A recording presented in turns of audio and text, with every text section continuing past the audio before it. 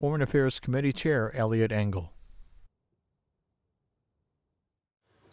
Thank you. This is an important moment for the House, Madam Chair. For years, under administrations of both parties, the Congress has handed away our authority and abrogated our responsibility when it comes to foreign policy, particularly the questions of how and where our military is engaged around the world.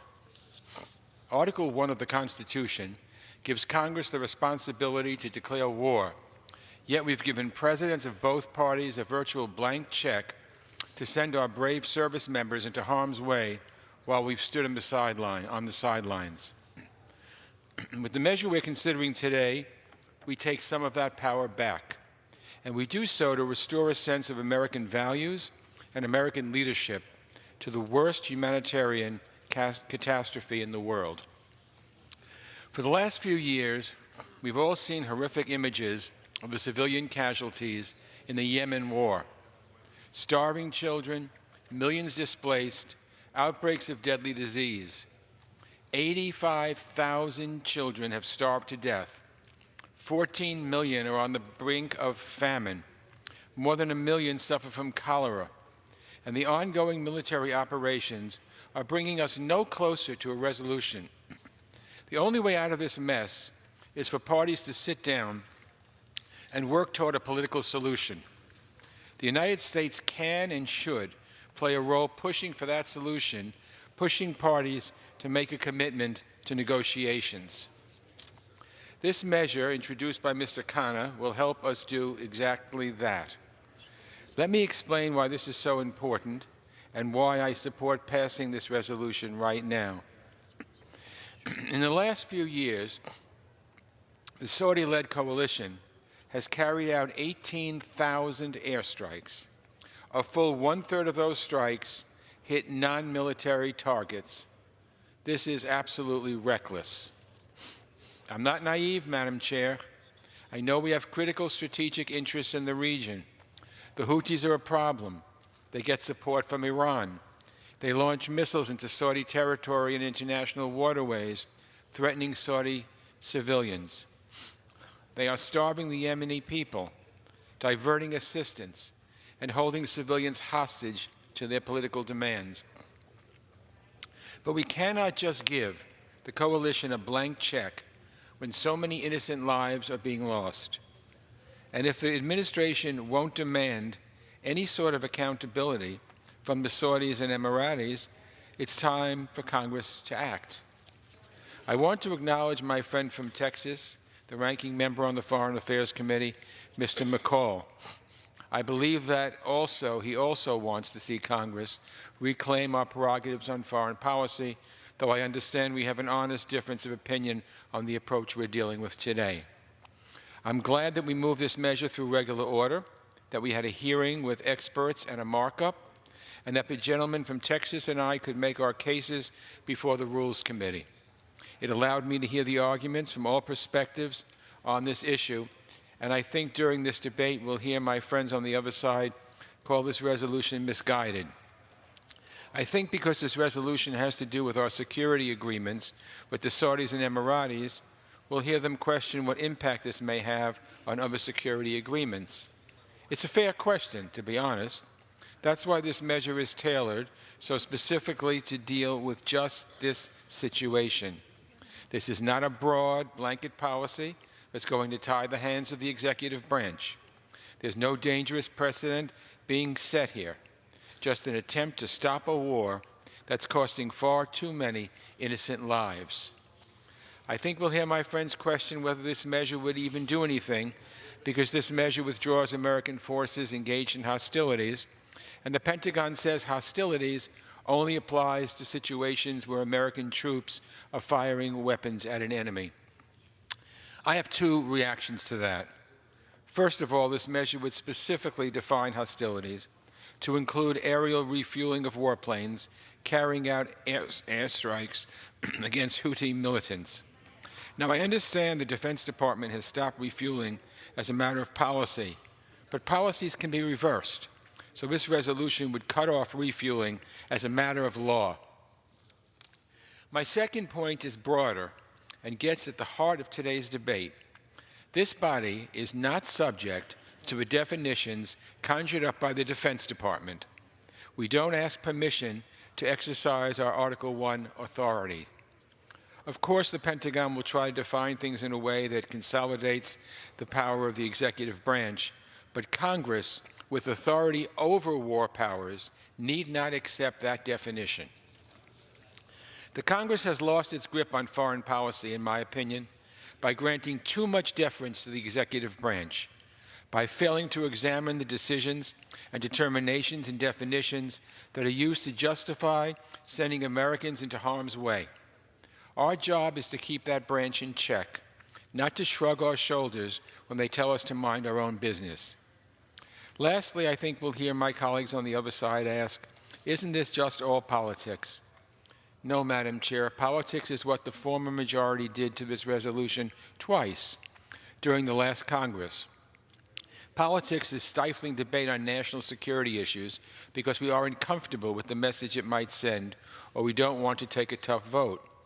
Politics is walking away from our constitutional responsibilities, as Congress has done for far too long.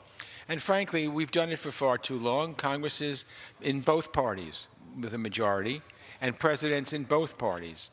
Our Article 1 responsibilities are things that we cannot just simply turn the other way. We are a co-equal branch of government, and we have not had a declaration of war, for instance, since 1941. We are content to just tell whatever administration is in, go ahead, you handle it, we don't have any responsibility. I hope that that stops this afternoon. The other body has already weighed in on this measure. It passed with bipartisan support. Today, the members of the House get our chance to go on record, finally, and say where we stand.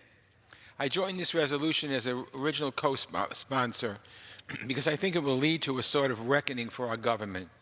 What's our role in the conflict in Yemen? What's Congress's voice in our foreign policy? How will we exercise American leadership and American power? What will we provide and what will we withhold to push warring parties toward peace? I want to thank Mr. Khanna for his hard work and for his leadership in shining a light on this issue. I wanted to thank our members of the House Foreign Affairs Committee who have contributed so far to a valuable debate. I want to thank Mr. McCall, who has made his opposition to this about the policy, not about the politics or the personalities. We're going to have a lot more debates. Sometimes we'll be on the same side and sometimes not. But I hope we can always grapple with these challenges in a substantive way. And for now, Madam Chair, I thank you and I reserve the balance of my time. The gentleman from New York reserves. The gentleman from Texas is recognized. Thank you, Madam Chair. I yield myself as much time as I may consume. The gentleman is recognized. Thank you. And let me just begin by extending my appreciation for the chairman. I know his arguments are well-intentioned, as are mine. I believe that we both completely agree and completely support Congress's solemn duty under Article 1 of the Constitution to authorize the commitment of U.S. troops to foreign hostilities. And perhaps there will be another example where we can join forces in that. But that is not the issue here. Allow me to quote the actual War Powers Act from Title 50 of the United States Code. This procedure applies to, quote, the removal of United States armed forces engaged in hostilities outside the territory of the United States, end of quote. This has always meant historically and today, U.S. troops being directly involved in live fire combat. As the Department of Defense has repeatedly confirmed, U.S. armed forces are not engaged in hostilities against the Houthi forces in Yemen. This resolution is directing us to remove troops that simply, Madam Chair, are not there.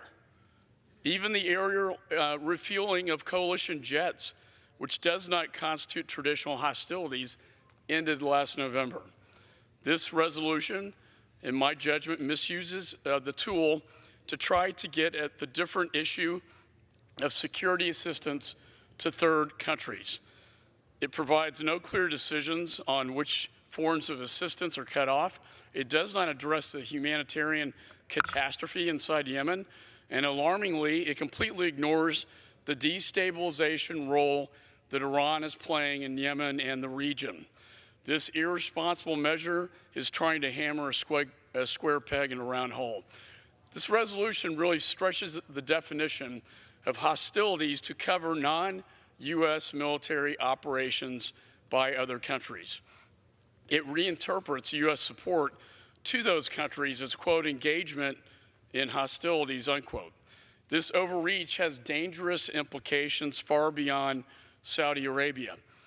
This approach will not allow it will now allow any single member to use this privileged mechanism to second-guess U.S. security cooperation relationships with more than 100 countries throughout the world.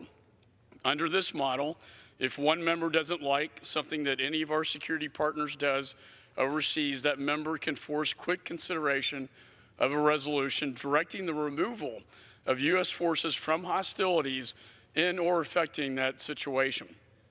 It no longer matters that U.S. forces are not actually conducting those hostilities. This could impact our assistance to Israel. It could affect our cooperation with our NATO allies. It could impact counterterrorism cooperation with African nations in the Sahel. We could recklessly undo critical security relationships that we have spent decades building.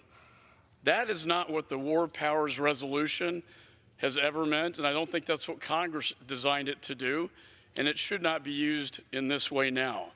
And no one is saying that U.S. security assistance to Saudi Arabia or anyone else is beyond congressional scrutiny. Congress has many tools at its disposal. Our committee receives regular arms sales notifications.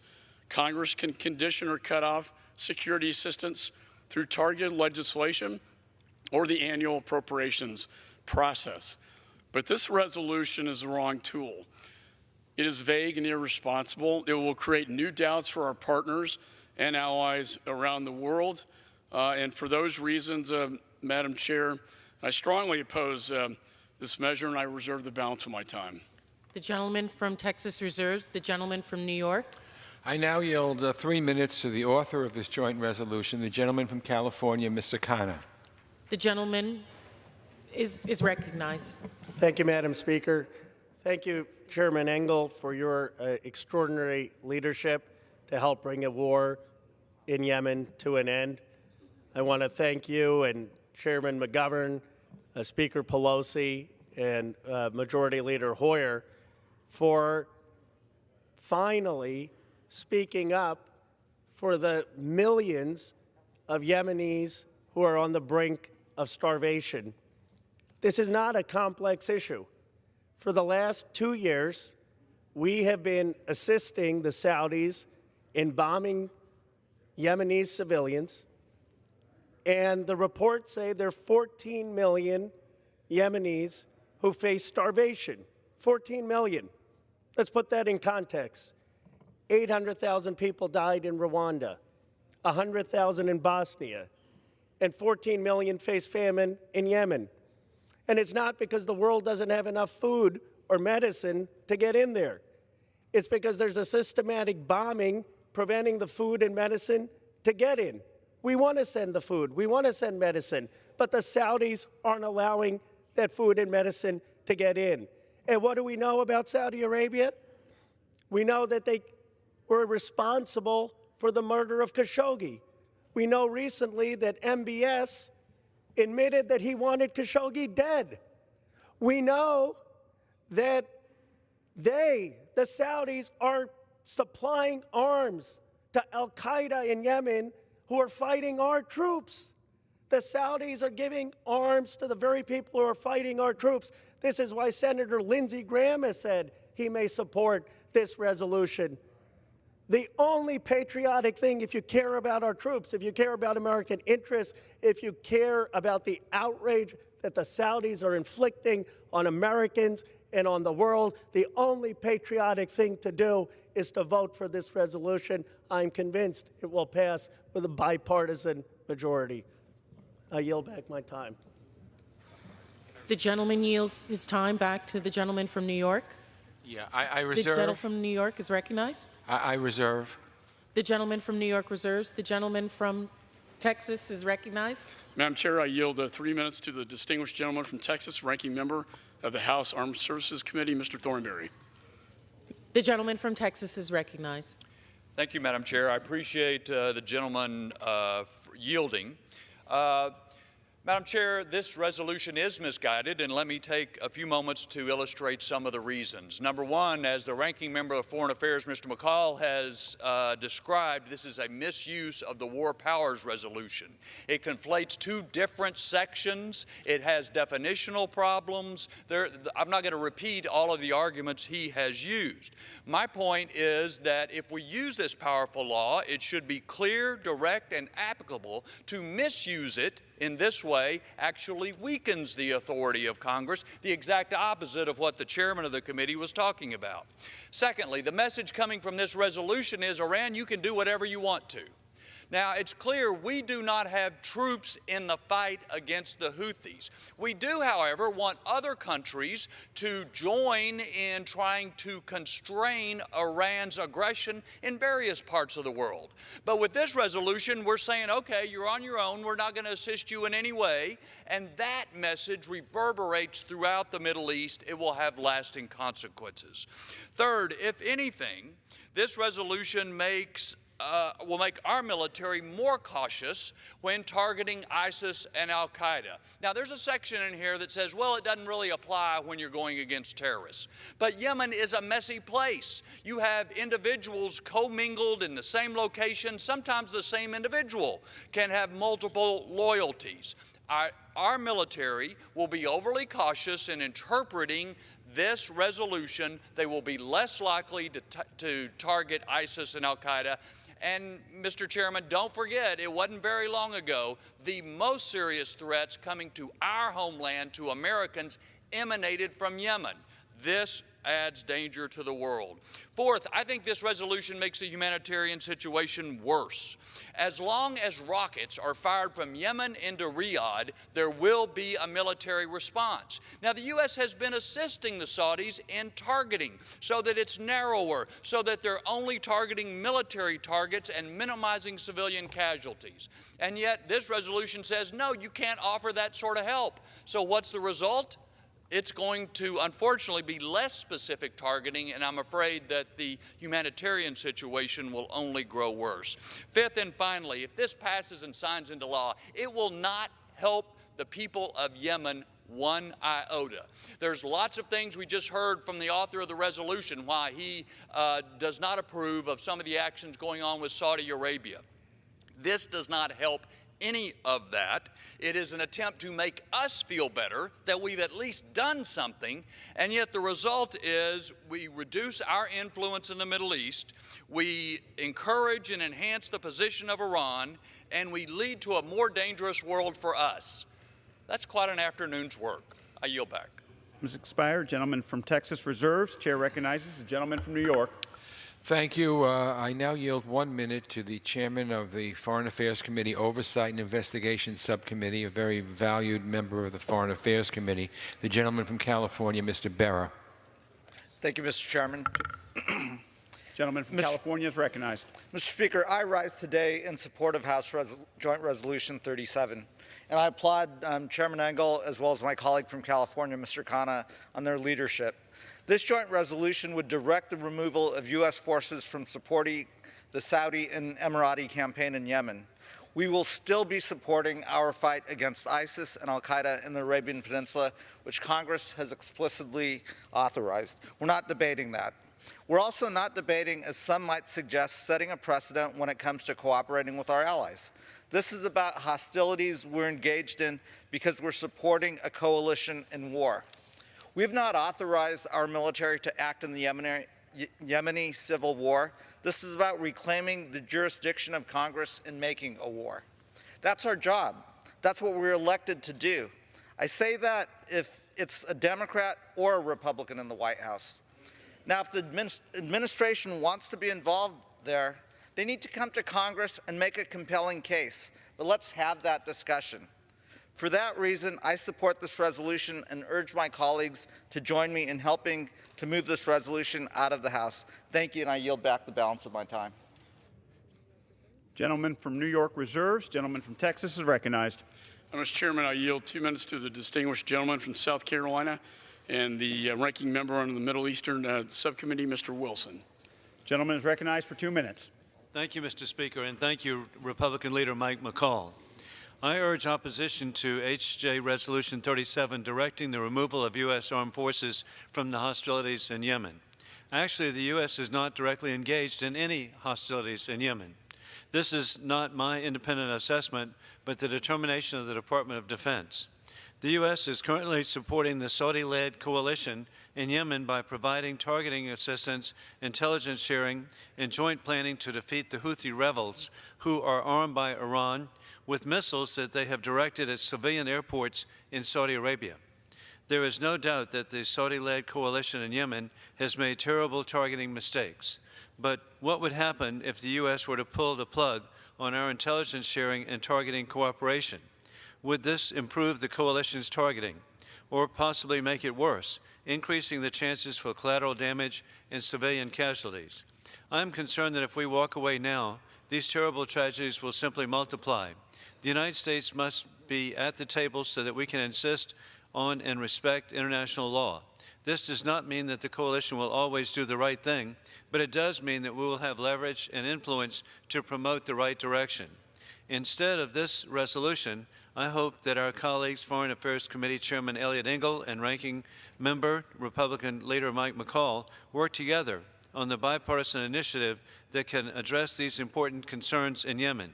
We can all agree that the humanitarian crisis in Yemen must be addressed and that the ongoing conflict must come to an end. Let's work together, as we've always done on the Foreign Affairs Committee, to address this issue and end the suffering of the Yemeni people. I yield back. Thank you. Gentleman from Texas reserves. Gentleman from New York is recognized. It's now my pleasure to yield 1 minute to a new member of the House Foreign Affairs Committee who is already making his mark, the gentleman from Michigan, Mr. Levin. Thank you. The gentleman is recognized. Thank you, Mr. Chairman, and thank you, Chairman Engel, for your incredible leadership on this issue. I'm proud to be an original co-sponsor of Congressman Khanna's resolution. The Saudi-led war in Yemen has led to a staggering crisis, and it's happening on our watch. This bombing campaign would not be happening without the active involvement of the United States military with the Saudis. More than 75% of Yemen's population needs humanitarian assistance. Yemen has one of the highest maternal death rates in the region. Its health infrastructure has crumbled, and tens of thousands of pregnant women are at risk of serious complication. The list goes on and on. It's long past time to bring U.S. involvement in this calamity to an end. I want to thank Congressman Khanna for his leadership and Chairman Engel for making this a top priority. We have a responsibility not just as members of Congress, but as human beings, not just to talk about these horrors, but to do everything in our power to end them. I yield the gentleman an additional 30 seconds. Gentleman is given 30 seconds. Thank you. Not just as members of Congress, but as human beings, not simply to talk about these horrors, but to do everything in our power to end them. I urge my colleagues to support this resolution, and I yield back the remainder of my time. Thank you. Gentleman from New York reserves. Gentleman from Texas is recognized. Mr. Chairman, I yield 2 minutes to the distinguished gentleman from Florida and ranking member on the Asia Pacific Subcommittee, Mr. Yoho. Gentleman is recognized for 2 minutes. Thank you, Mr. Speaker. Mr. Chairman, I appreciate it. This is something that we do need to get resolved, but I cannot support H.J. Res. 37. Mr. Speaker, I rise today in opposition to this resolution, which I could not support as it was pushed through the Foreign Affairs Committee over strong objection from me and my 16 colleagues. The Foreign Affairs Committee has a proud tradition of bipartisanship that was thrown out of the window with this bill. Among my objections to this bill is the basic premise of the bill, which is flawed. U.S. forces are not engaged in hostilities between Saudi-led coalition and the Houthi forces in Yemen. This bill distorts the definition of hostilities to cover non-U.S. military operations by third countries. It then reinterprets U.S. activities in support of those countries as U.S. engagement in those hostilities. I have been well documented throughout my time in Congress as opposing the misuse of the War Powers Act, and that's really what needs to be addressed. The misapplication of the 2001 and 2002 AUMFs. While I wholeheartedly believe that the U.S. forces put into combat roles must be approved by Congress, I cannot stand by as those firm beliefs in the Constitution are twisted around to make a political messaging point. And keep in mind, my colleagues from the other side talks about the humanitarian crisis in Yemen, yet they fail to mention the Houthi rebels, fighters, overthrew the legitimate government of President Hadi. And this overthrow was sponsored by Iran, which Iran is the largest sponsor of state terrorism. That's really where the problem is in this. We're there in a different capacity. And so I urge my colleagues not to vote for this partisan bill, because if we break this agreement, we've got over 100 other agreements that we would have to negotiate with our allies, and this would be bad for America's foreign policy. And I yield back and thank the gentleman for sponsoring this. Gentleman from Texas reserves. Chair recognizes the gentleman from New York. Thank you, Mr. Speaker. It's now my pleasure to yield 1 minute to our Majority Leader, the gentleman from Maryland, Mr. Hoyer. Gentleman is recognized.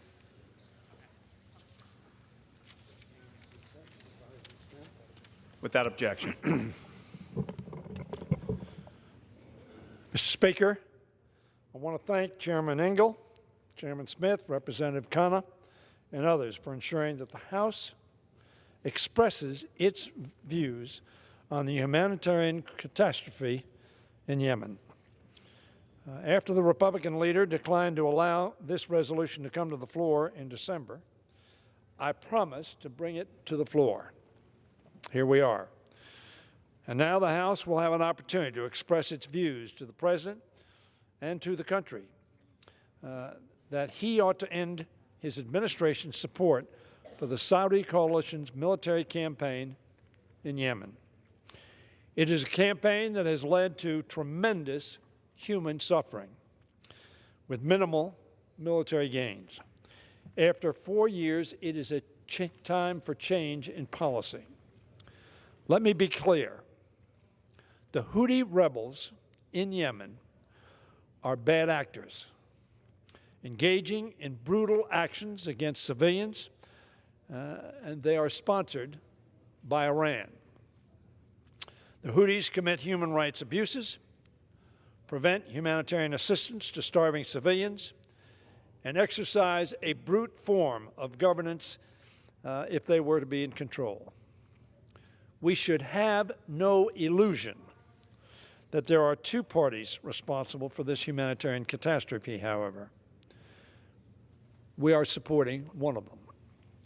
The result of the coalition campaign thus far has been an unmitigated humanitarian disaster, as well as a military stalemate. Using military force to pressure the Houthi rebels into accepting coalition demand has demonstrably not worked. It is time, therefore, for Congress to make clear to the Trump administration and to our country and to the international community that it cannot simply keep our Yemen policy on autopilot while the situation not only has not improved, but deteriorates. With the United States supporting one party to this conflict, the best way we promote a peaceful and positive solution is by focusing our efforts on the variables that we can affect. It is time that we set a new course forward on Yemen, and that the House and Senate need to demand that the administration uphold basic American values in its exercise of our foreign policy.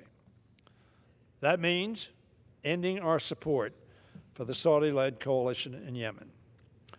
Although not the focus of this resolution, I am mindful that this debate is taking place a day after the President disregarded the law and failed to report to Congress who was responsible for the murder of journalist Jamal Khashoggi. The more the President tries to sweep this heinous incident under the rug, the more incumbent upon Congress it is to act. This resolution is bipartisan. A similar resolution passed the United States Senate. It was not brought to this floor. I hope it will receive the strong support of both sides of the aisle. I urge my colleagues to support it, and I yield back the balance of my time. New York reserves. Gentleman from Texas is recognized. Mr. Chairman, I yield 2 minutes to the distinguished gentleman from Pennsylvania, member of the House Foreign Affairs Committee, Mr. Perry. Thank you, Mr. Speaker, and I thank the gentleman from Texas for the time. I'm opposed to House Joint Resolution 37. Mr. Speaker, this resolution is poor policy and will not achieve the aims of those who support it. That's really the crux of the issue here. My colleagues are using this resolution to express their concerns with the actions of Saudi Arabia and the status of the war in Yemen, disregarding the dangerous precedent this resolution will set. The joint resolution improperly expands the definition of hostilities to include non-U.S. military operations by third countries. This bill then reinterprets the U.S. activities in support of those countries as U.S. engagement in said hostilities. The Department of Defense and the White House have both correctly stated that under the long-standing definition of hostilities, the United States is not engaged in such in Yemen. In order to force a privileged measure in the Senate, my colleagues had to expand and distort the definitions in the War Powers Resolution to achieve their goals. This is absolutely poor policy, and we cannot support such a measure. The misuse of this privileged tool endangers U.S. security cooperation with over 100 partners around the world, to include Israel, NATO, and many anti-terror allies. Now, I understand my colleagues on both sides of the aisle are unhappy with the actions taken by Saudi Arabia. Frankly, I am as well. Unfortunately, we live in an imperfect world, Mr. Speaker, with imperfect actors. We must deal with reality, the reality of geopolitics in the way that they are and not the way that we wish they would be. We and I find many of the things the Saudis to be doing are horrific, including the murder of Muslim Brotherhood member Khashoggi. I was one of the first people to go on the record demanding the declassification of the 9/11 report concerning Saudi Arabia. But this will not be the first action Saudi Arabia takes that is counter to our beliefs here in the United States. During the first 4 months of 2018, Saudi Arabia beheaded 48 people. Gentleman's recognized. According to the reports, half of those deaths were nonviolent drug charges. The Saudi kingdom executes its citizens for blasphemy and crimes against the state, actions that are protected under the First Amendment of the U.S. Constitution. I understand that we're dissatisfied. I am too.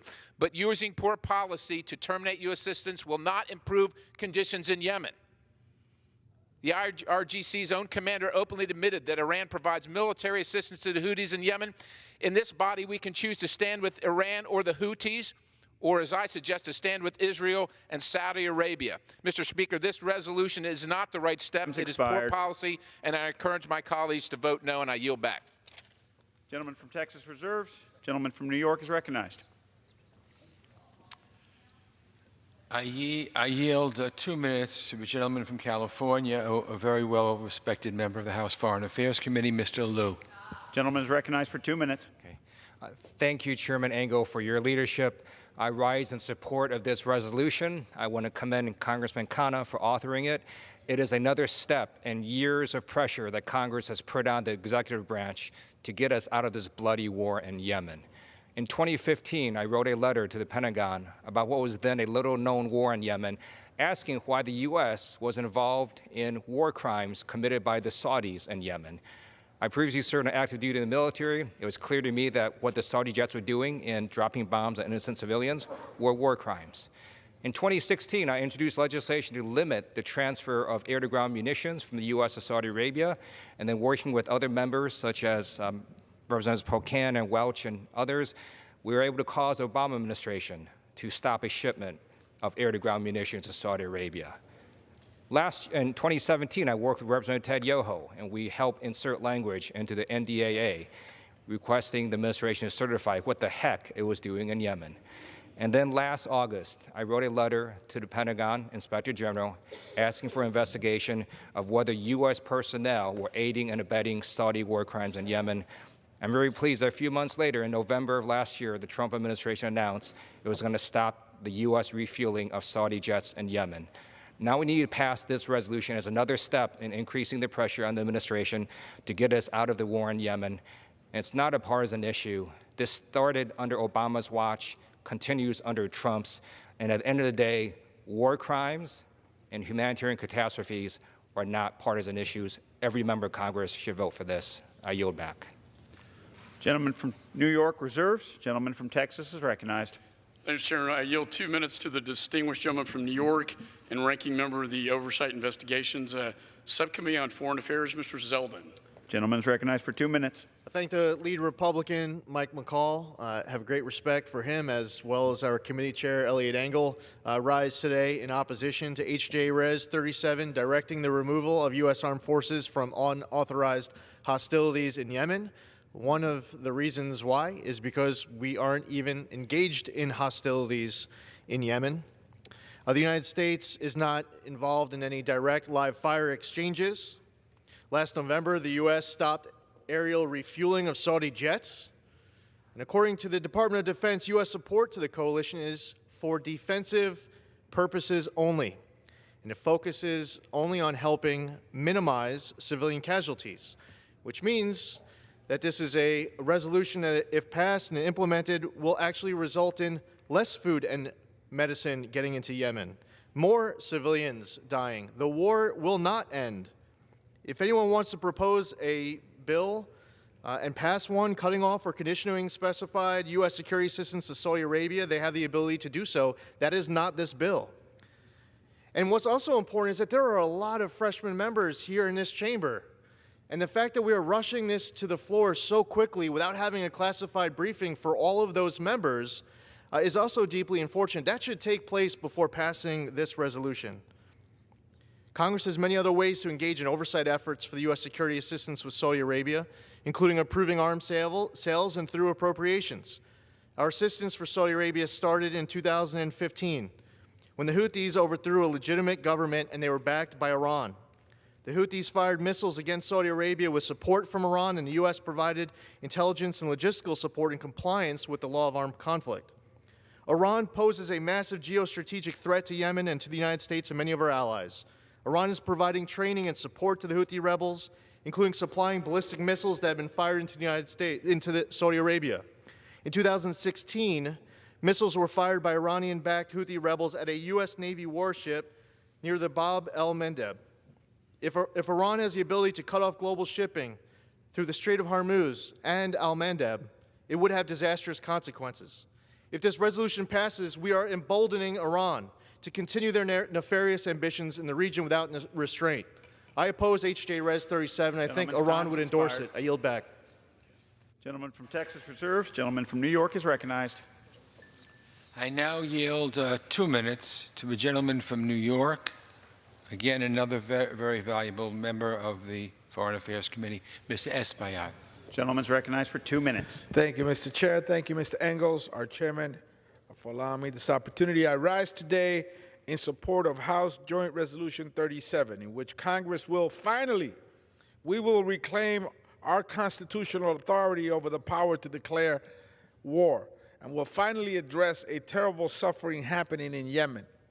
For 4 years, we have aided the Saudi-led campaign in Yemen, which has contributed to the gravest humanitarian crisis in that region, in that country, a man-made crisis that we could have helped alleviate rather than contribute to.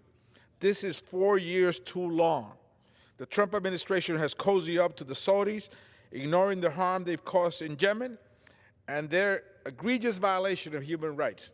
The president has expressed his personal affirmation for the Saudi kingdom on several occasions, saying they give us a lot of business, and they have been a great ally to me. Trump and those opposed to this resolution have argued that our ties to Saudi Arabia are too precious, that our cooperation in counterterrorism and countering Iran would be jeopardized by this resolution. But in December, when discussing an earlier version of this resolution, Senator Lindsey Graham wrote the following, and I quote, The fear that the Saudis will stop cooperating with the U.S. on terrorism or Iran is irrational. Those threats pose as much of a danger to the Saudis as they do to America. Demanding better from allies isn't downgrading their relationship. It's a sign that Americans take our principles, seriously and won't be taken advantage of by anyone, friend or foe. I urge Congress to reassert its constitutional authority, to work to end the suffering of millions, and to pass this war powers resolution. This is what it is.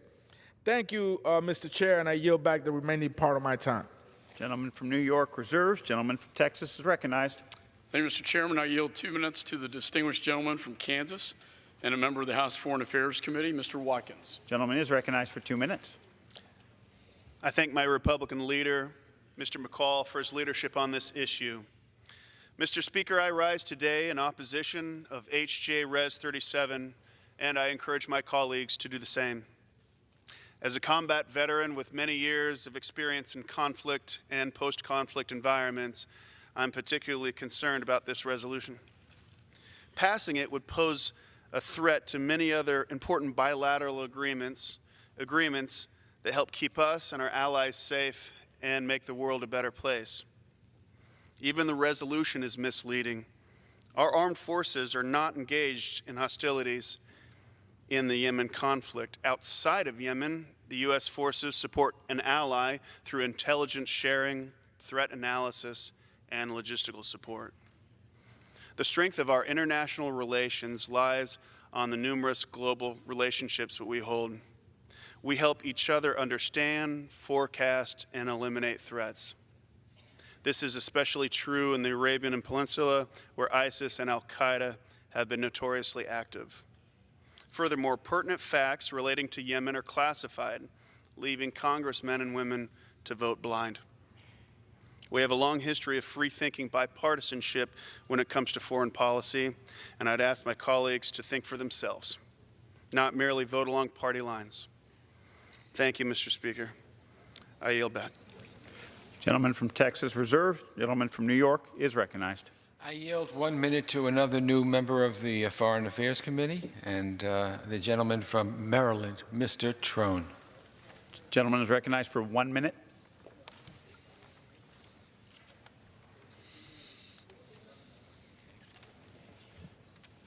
Mr. Chairman, I rise today to voice my support for the joint resolution. It's important for us in this institution, in this critical moment, to undertake a serious debate regarding the use of U.S. military conflict in Yemen. As my colleagues have pointed out, Article 1 of our Constitution clearly states the power to declare war belongs to the Congress.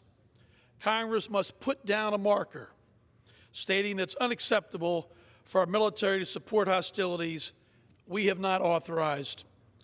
Our Saudi-led coalition's efforts in Yemen have proven problematic in so many ways.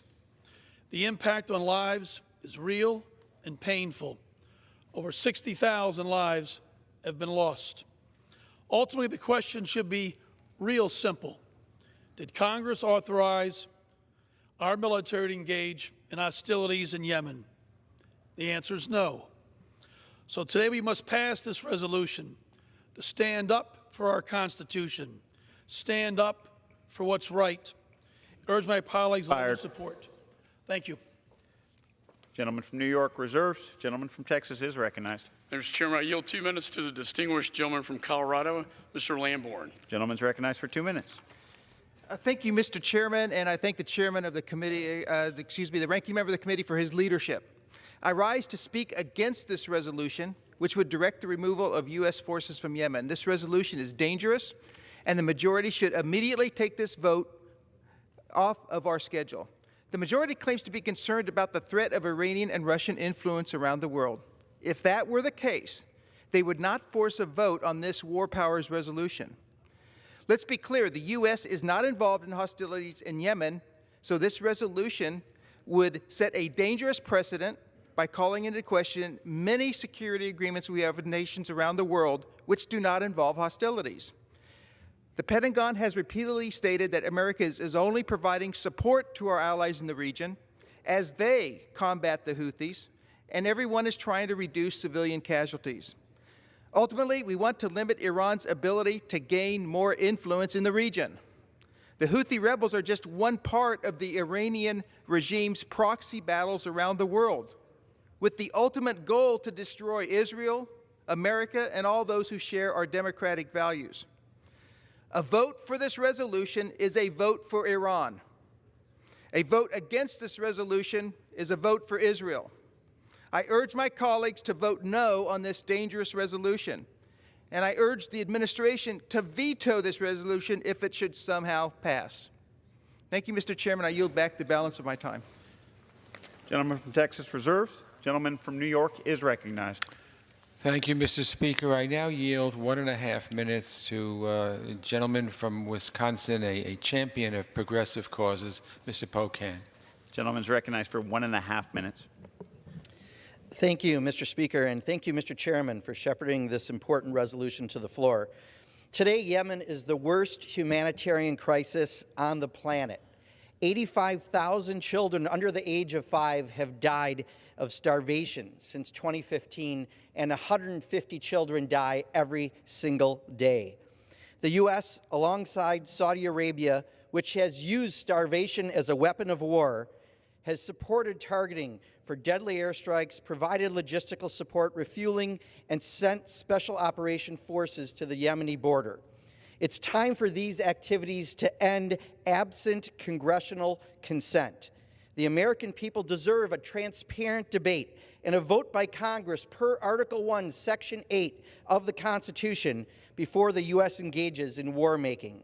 While the President is tweeting about wars and nuclear bombs, we must reassert our authority and end the unconstitutional U.S. participation in Yemen's civil war. I urge all my colleagues to vote in favor of this resolution, and I yield back my remaining time to my friend from New York. Gentleman from New York reserves. The gentleman from Texas is recognized. Thank you, Mr. Chairman. I yield 1 minute to the distinguished gentleman from Ohio, Mr. Davidson. The gentleman is recognized for 1 minute. Thank you. I thank the chairman for allowing me time, as I do support Res 37.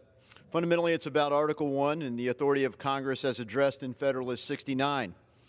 As the President said, great powers don't fight endless wars. I would add that nor do they fight undeclared or participate in undeclared wars. The United States is not participating in the Yemen war in the sense that many of our colleagues on the other aisle have characterized. In fact, I personally asked Secretary Mattis on 2 occasions to help draft authorization against Iranian proxies.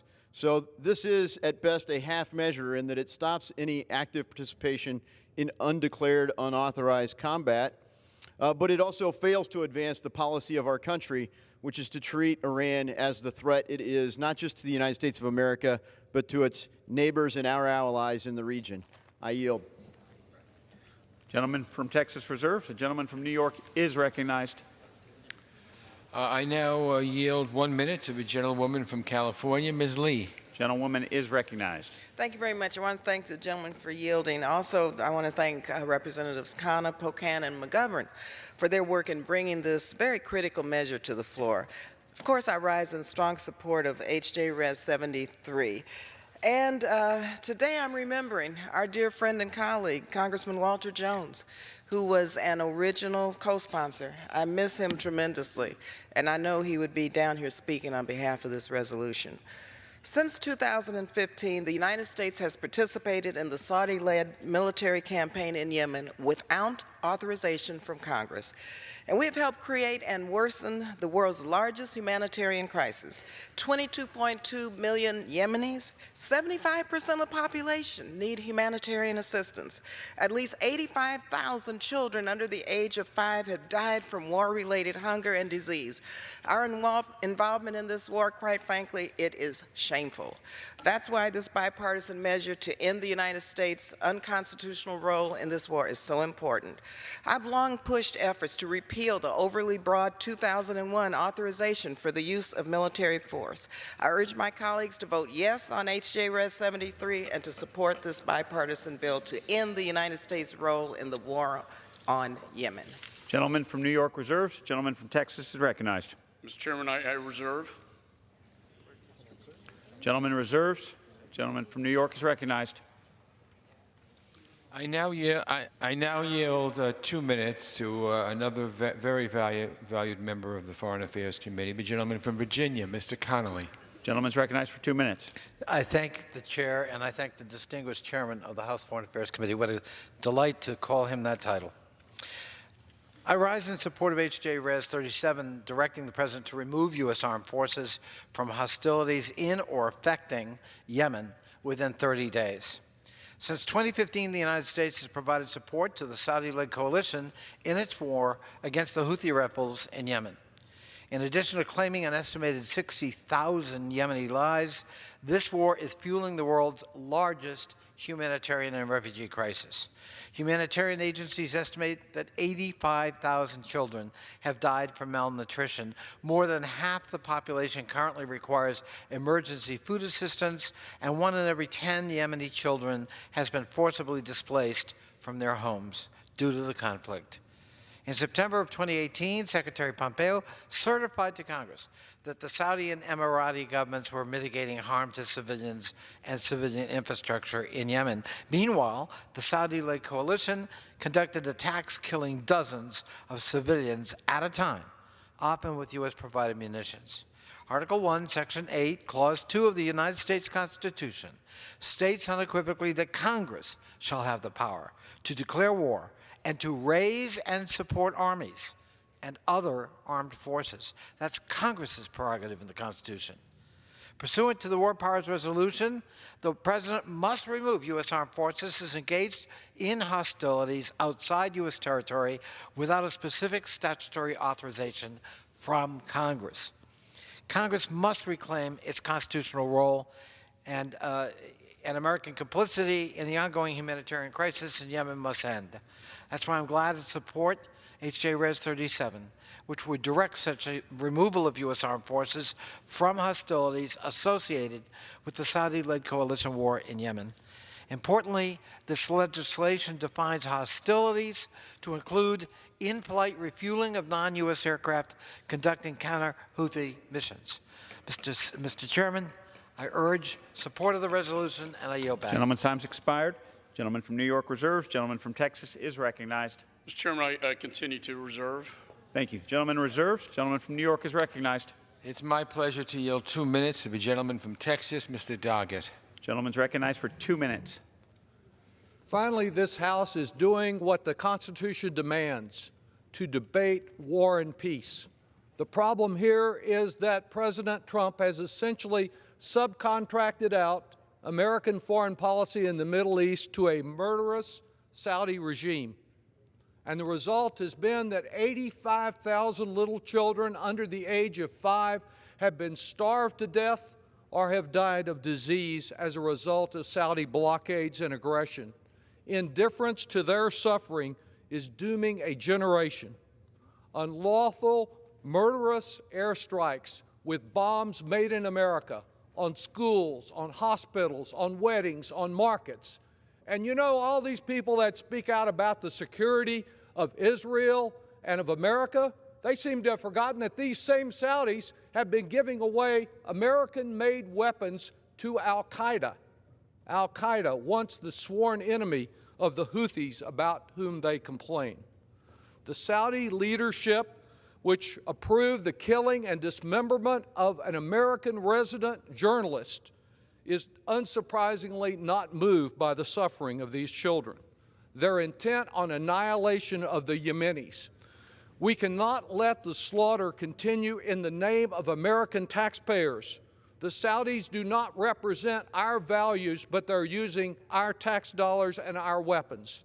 Instead of shutting down our government, President Trump needs to shut down cooperation with a regime that tortures women who speak out, who kills its enemies who dare to speak the truth, and is waging an immoral conflict, the world's largest humanitarian catastrophe. The days of symbolic action have to be past. Months, years, hundreds of small graves ago, this Congress should have acted. Today, we can act to put a stop to this nonsense, this misappropriation of our values in the Middle East. I yield back. Thank you. Gentleman from New York reserved. The gentleman from Texas is recognized. Mr. Chairman, I continue to reserve. Thank you. Gentleman reserved. Gentleman from New York is recognized. I now yield 2 minutes to the gentleman from Vermont, Mr. Welsh. Gentleman is recognized for 2 minutes. I thank the gentleman. I've listened to the arguments of my colleagues who say that Saudi Arabia is an ally and a partner, and we have to support them. Saudi Arabia is a questionable ally. We all know that, and it's time to re-examine that relationship. But I have a question that this raises. If we have an ally that is engaged in violent strikes, killing innocent civilians, including children, do we turn a blind eye and condone that behavior because it's, quote, an ally? Do we condone the bombing of schools, of hospitals, of funerals because it's a partner or an ally? Do we disregard our own responsibility as human beings to oppose violence against innocents because that violence is being perpetrated by an ally? And yes, it's true, our troops are not there, but our bombs are. Our mid-air refuelers are. Our targeting folks are. We are allowing ourselves to be complicit in what is the greatest humanitarian tragedy that is on the face of this earth at this moment.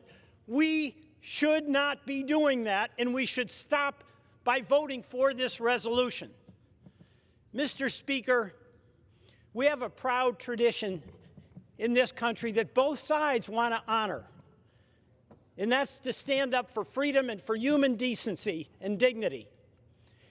This policy of Saudi Arabia to bomb and bomb again and bomb yet again, despite the devastating impact on innocent people, despite how reckless and ineffective it is, must end.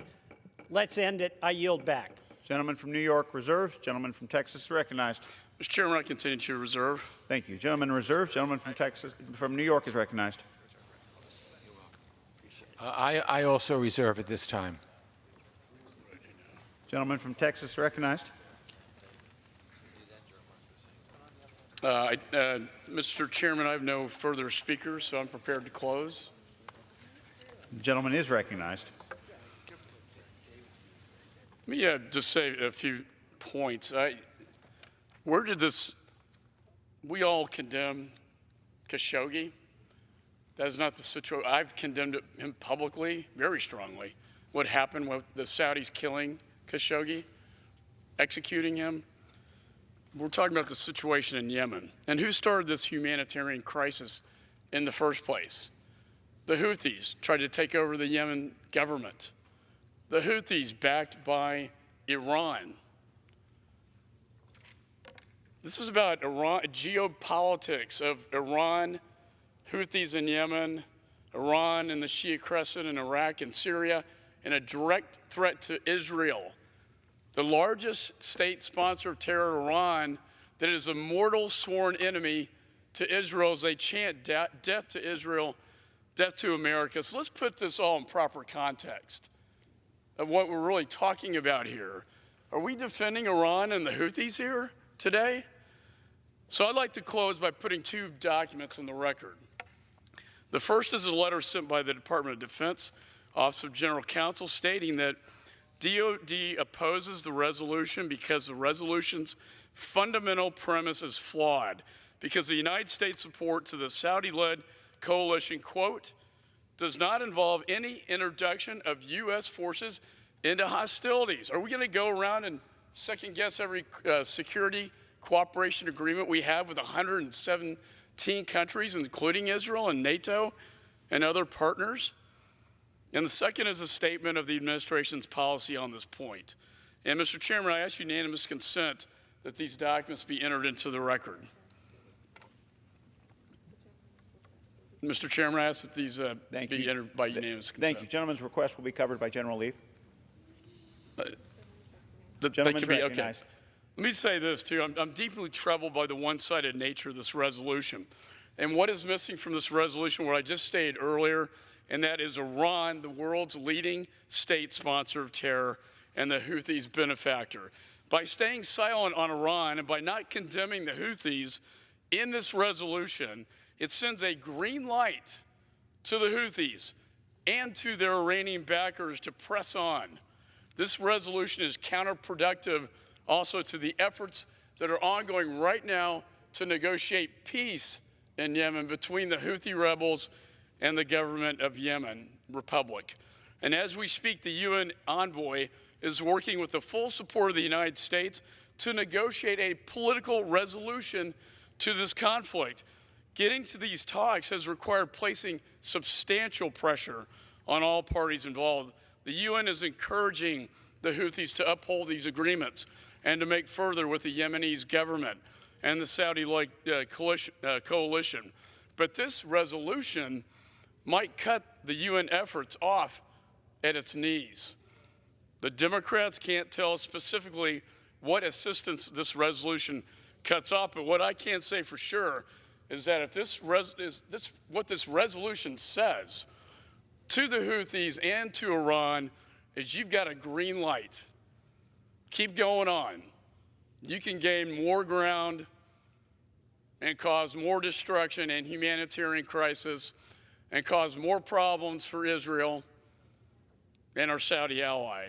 Advancing this pro-Houthi, pro-Iran, anti-Israel resolution does not help to end this war in Yemen. It only emboldens the rebels and Iran who violently overthrew Yemen's government and the radical regime that backs them, Iran. So I would say, Mr. Chairman, in closing, this resolution is not only a dangerous precedent legally, it violates the construction of the War Powers Act, but it is damaging and very bad policy, and I urge my colleagues to vote against it. And with that, I yield back. Gentleman yields back. The gentleman from New York is recognized. Thank you, Mr. Speaker. Well, my colleagues, today is the day that Congress begins to take back its jurisdiction over war and peace. For time after time and year after year, administration after administration, Congress after Congress, the Congress has relinquished its responsibility given to us by the Constitution. The Constitution clearly says that Congress has the power to wage war. And yet, since President Roosevelt declared war against Japan on December 7th, 1941, we've had war after war and conflict after conflict, and Congress has not had anything to do with it. Congress has been silent. This is not a matter of whether a war is a good war or a bad war. This is a matter of the fact that this Congress needs to make that determination. Article 1 makes us a co-equal branch of government. And again, for too long, we've had administration after administration, Republican and Democratic, usurp the power that should be the Congress's. So this is the day, my colleagues, we begin to take it back. Now, I know that my friends on the other side of the aisle have been saying that this is not the best way to do it. But, you know, I've learned through the years that if you don't take the bull by the horns, it's never the best way to do it. There's always a reason not to do it. There's always a reason to point out certain things and say, well, this is not a perfect situation. This isn't a perfect situation. I'll be the first to say that. But it is perfect in terms of saying we will take back our jurisdiction and do what the American people elected us to do. Again, I want to thank Mr. Khanna for his tireless work on this issue. As I mentioned, this measure is an important step in Congress reclaiming its role in foreign policy by debating where and when the United States military is engaged abroad. I don't think that's too much to ask. I think that's what we should be doing. With the humanitarian crisis in Yemen, it's critical that we act now. We can go after Iran another time, and heaven knows I've been the sponsor of many resolutions and bills sanctioning Iran. But this is not to mix apples with oranges. There is a civil war going on now in Yemen. and innocent children are dying. We have an ability to put an end to that, and that's what we should do. With this humanitarian crisis, it's critical that we don't delay. So I urge my colleagues to join me in supporting it, and I yield back. Gentleman yields back. Time for general debate has expired. Thank you, Mr. Speaker. This is the final amendment to the bill.